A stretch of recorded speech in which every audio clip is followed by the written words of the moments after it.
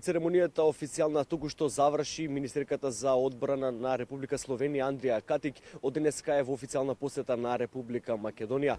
Таа денеска ќе има тет-а-тет средба со министрот за одбрана на Република Македонија Зоран Јолевски, исто така и со началникот на Генералштабот на Република Македонија Методија Величковски, а ќе биде примена и од там премиерот на Република Македонија Емил Димитриев, а за во 14 часот е најавен и прием кај председателот на Република Македонија Иванов.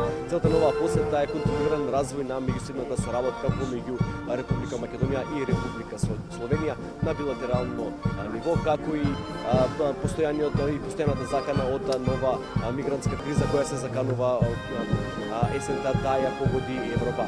Исто така Словенија е втората земја со која Министерството за одбрана на Република Македонија има подпишано договор за соработка 1994 година. Првата е Република Турција. Македонија и Словенија соработуваат инаку на полето на воените обуки и вежби, а најголемата заедничка вежба која досега ги имале овие две држави е серијалот вежби Предизвик, посветен на противвоздушната одбрана.